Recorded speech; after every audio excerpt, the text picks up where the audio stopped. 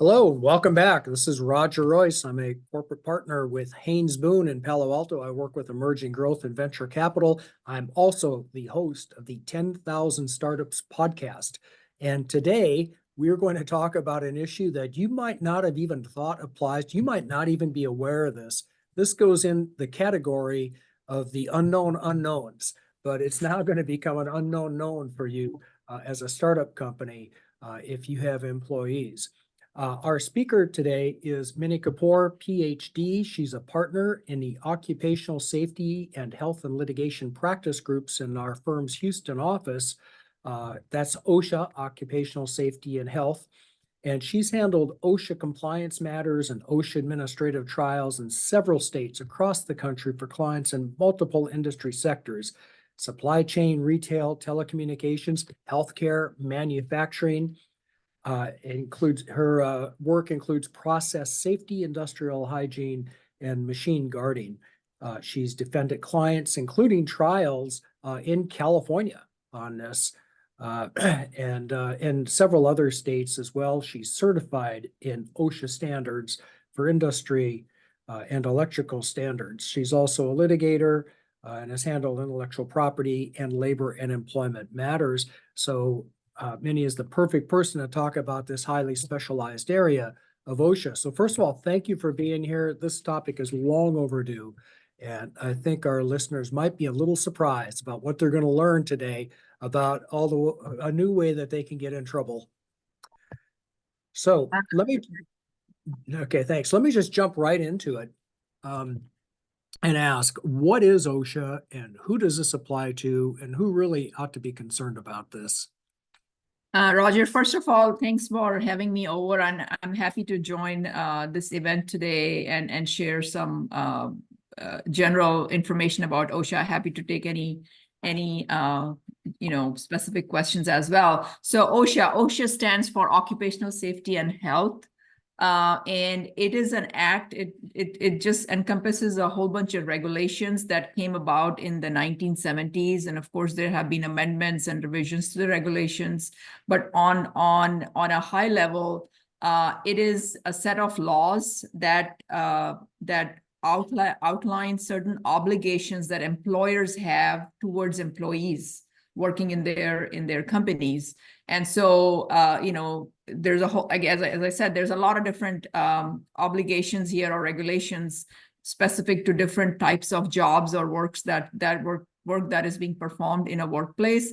But it just it's a huge, if we are on video, here's the OSHA Act. It's this big.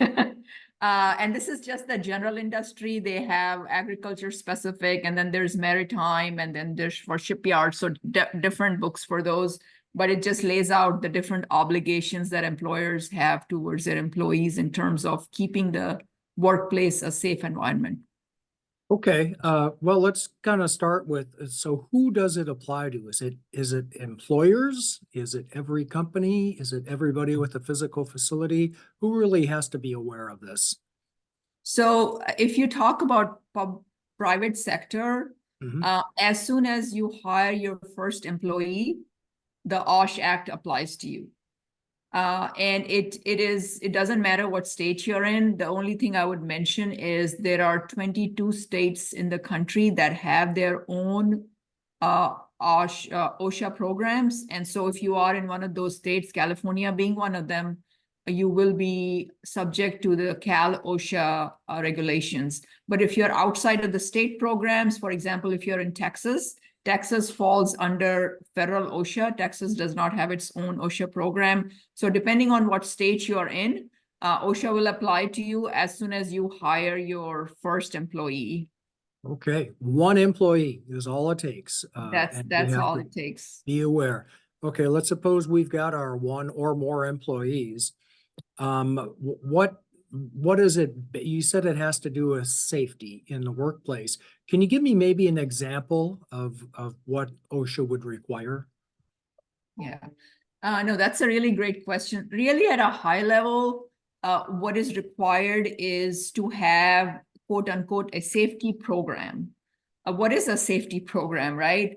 at a really, if I were to say it in like 1 or 2 sentences, I would say, employer, you have the obligation to understand and determine what hazards exist in your workplace that your employees might be exposed to and could potentially be injured from. And you have to take steps to protect your employees from those hazards.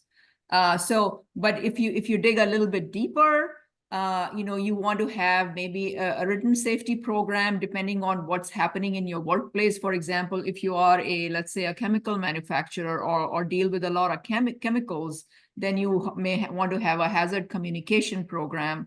If you are in an industry where your employees are required to wear personal protective equipment like respirators or steel toe shoes or electrical proof gloves, then you need to have what is called a PPE or personal protective equipment assessment, and to determine, okay, what exactly is required. So there's, again, these are just examples.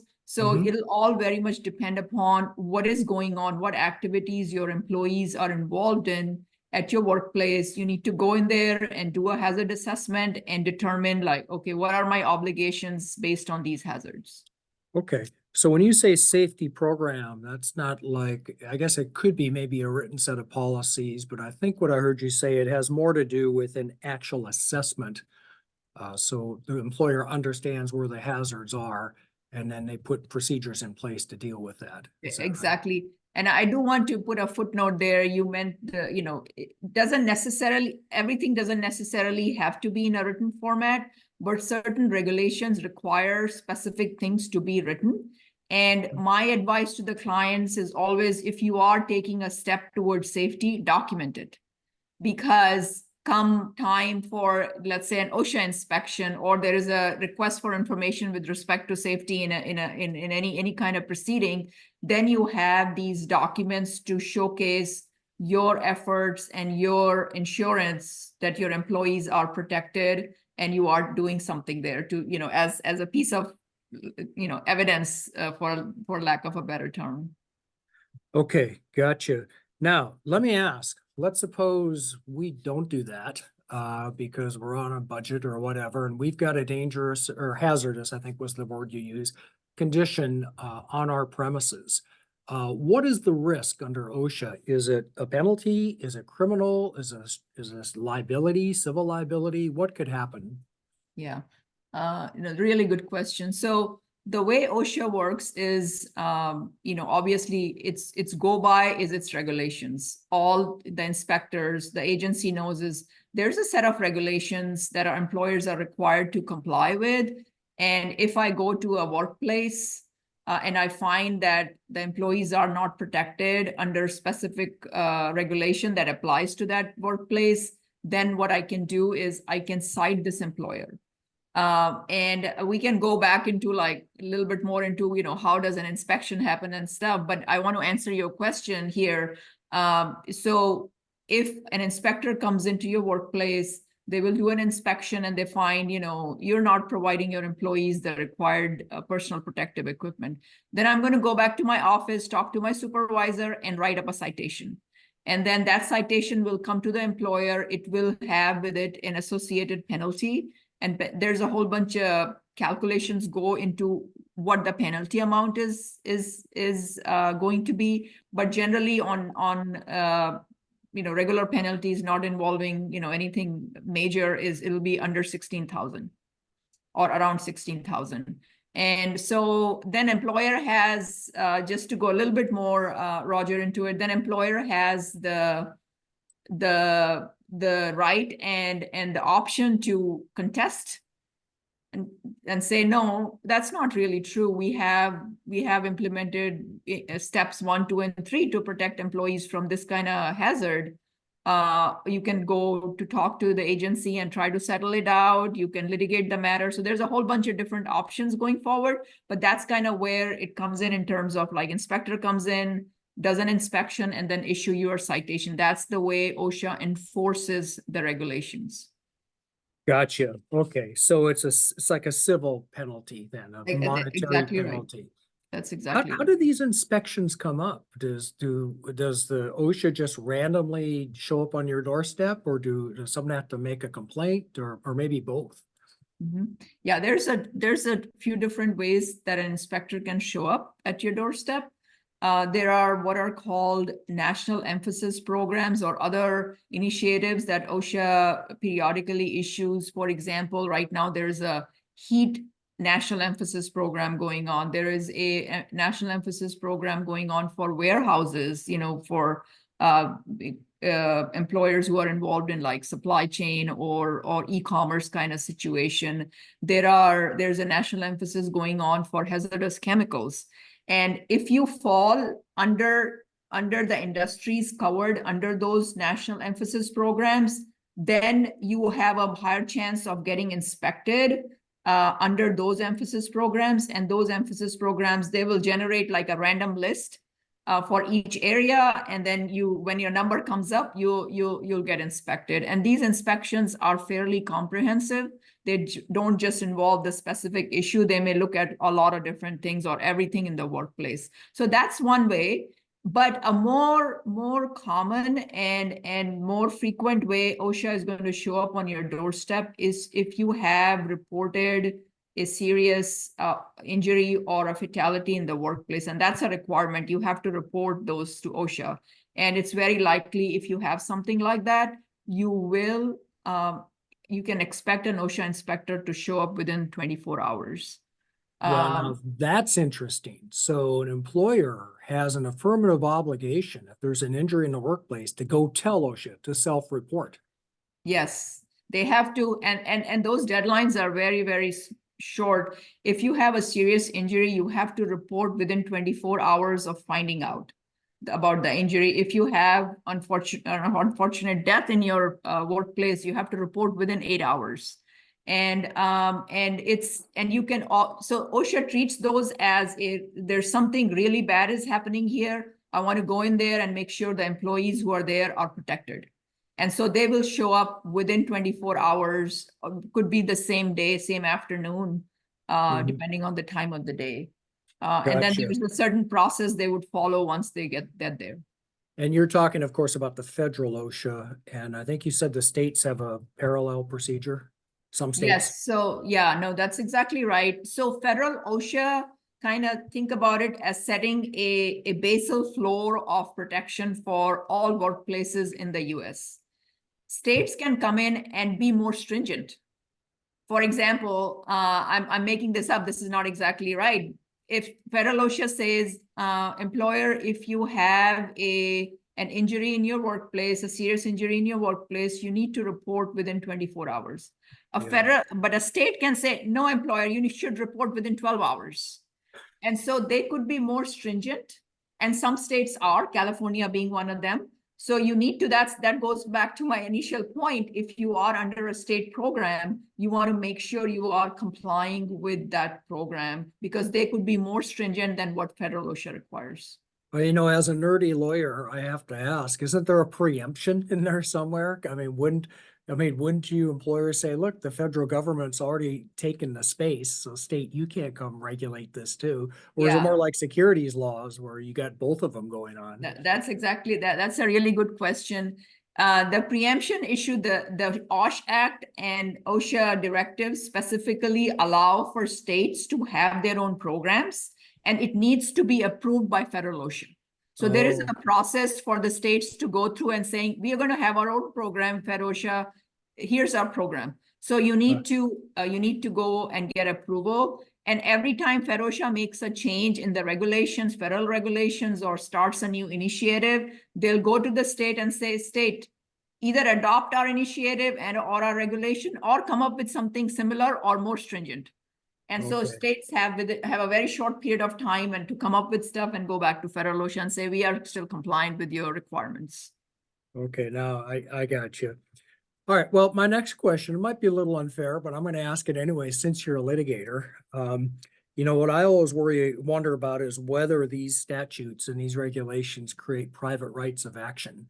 So for example, I'm an employer and I've got this dangerous condition, and now the employee they go report me, but they also say, you know, I think we can get some money out of this. How about we sue the employer for violating the statute? Is that possible under OSHA?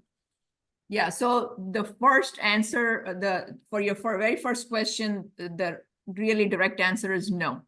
Under OSH Act, there is no private cause of action. Those are just regulations that the agency can enforce against the employer. But I want to add a footnote to it.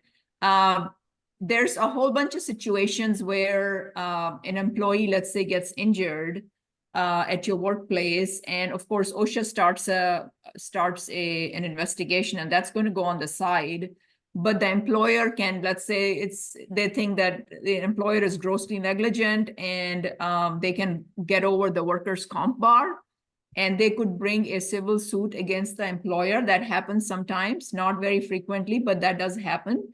And if you have a civil suit, for example, for gross negligence, then it's foreseeable that if you have an safety expert in that lawsuit, that safety expert may look at your safety program that would be coming out in discovery, look at what citations have been issued, look at your citation history, and look at what is on the books in terms of like, how often have you been cited for this regulation? So all those points may play into the employer's sort of standard of care, defining the standard of care, and whether the employer is meeting that standard. So although there's no private cause of action under the OSH Act, all the information that becomes, you could request OSHA's file under the Freedom of Information Act. All that information could be available in a lawsuit and could be used by an employee or a plaintiff to even a third party in a premises liability claim for, defining the standard of care and then saying, no, this company does not meet it. So, yeah. Yeah, I mean, it's kind of that general litigation rule that's just prima facie evidence. If you violate a federal or even a state law, that's evidence that you violated your standard of care. So next question is there causation, right? Mhm. Well, it's a little more complicated in OSHA, it sounds like. So Yeah. I know how my startup company clients think, and I know what they're thinking right now. So I'm going to ask you this question, because you said at the start that you have to have an employee before this applies.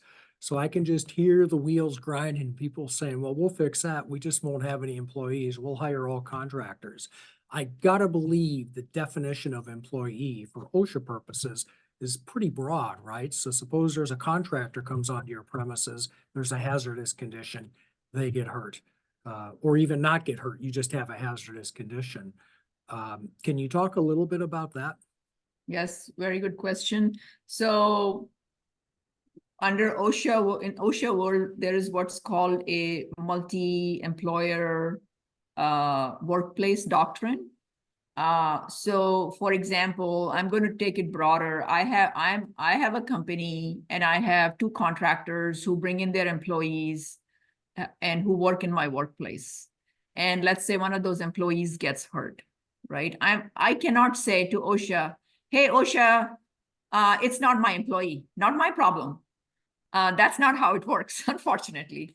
So OSHA is going to do its investigation. Depending on my role in that big picture of what the employee is doing, I could be still liable for liability I could still be cited.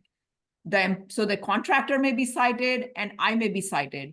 OSHA can cite more than one employer for the same violation. So just because your own employees were not exposed or not hurt, does not relieve you from OSHA liability. Okay, that makes sense. Okay. And then, so the next thing people are going to think is like, look, I'm just a tenant. I don't own any real estate. And that dangerous condition, that's not my fault. It was that owner of the building. It's the landlord's fault. So can't I just step completely out of this scenario and say, go cite the owner of the building, don't cite me? Does that ever work? Yeah, it's very fact specific, Roger. It really depends on what each employer's role is. A lot of times controlling employers who are relying on specialty contractors to do certain things, and they are kind of staying out of the picture and do not participate in day-to-day activities of the contractor, because the specialty area, the controlling employer has no expertise. and they've screened the contractor that they hired. The contractor has good safety record, agreed to make sure follow the safety policies. Then there are situations where the OSHA may say, controlling employer, you did everything you could, and we are not going to cite you. So there are situations, and again, it's very fact specific. There's case law on it. There's some litigation on it. So yeah, so to answer your question is yes, that's possible. But it just depends on what each employer is doing in that specific scenario. Right, so that's a maybe, I guess. Yes, it's a Depends on the maybe. facts. It's a maybe. It's a maybe. Or it depends. Yes. Perfect lawyer answer. But let me ask you, for our startup companies that typically listen to this podcast, any advice for them? Because I'm sure some of them are being a little overwhelmed right now. They're sitting there thinking, gee, here's one more thing I have to think about. And I'm stretched pretty thin the way it is. Any advice for how a typical small and growing company can care for this and sleep at night a little better, knowing that they've minimized the risk of having an OSHA violation? Yes. So let me say something that doesn't seem overwhelming now. OSHA is very cognizant of smaller companies who may not have the bandwidth to have like a safety team and extensive diligence on safety, but that doesn't relieve them from obligations. But what OSHA has done is collected a lot of resources on their website. There's what's called, and I highly recommend it, there's what's called a small business safety handbook. And it is like under 100-page handbook, but it includes checklists. Okay, depending on what applies to my workplace, I can go through these checklists and figure out what is it that I should be concerned about. What are the regulations I should be concerned about? What are the programs I should have? And so it covers a lot of things. Just as an example, it will talk about what are the posting requirements. For example, you need to post certain labor posters that are, issued by OSHA, logs and citations. And then there's like, what are the record keeping requirements? It gives it in a very concise and easy to follow manner. And so if I can spend an hour or two reading through it, at the end of that, I would have a sense of, okay, these are the 4 things that I need to really be concerned about and worried about. And let me follow these 4 things according to this checklist and take care of those. So I hope it's some good news, but it's just like kind of a starting point. And I do want to add to it, for example, you figure that I need a written hazard communication program. OSHA has a lot of template policies available. And so you could use those as a startup, and it doesn't require as much time to customize because all the important elements are already built in the written program, their template. Okay, gotcha. All right. Well, I want to thank you for being here today. This is certainly informational and it illustrates some of the things, some of the risks, the legal risks that startups need to think about, need to deal with. And here's one more of them. And I'm glad there is a path for minimizing this risk and handling OSHA matters. This is Roger Royce. I'm a partner with Haynes Boone and Palo Alto Emerging Growth and Venture Capital. I've been talking with Manny Kapoor, PhD, who is a partner in our Occupational Safety and Health and Litigation practice groups in Houston. This has been the 10,000 Startups podcast. Thank you again for being here. Thank all of you attendees, and we'll see you next time. Thank you, Roger.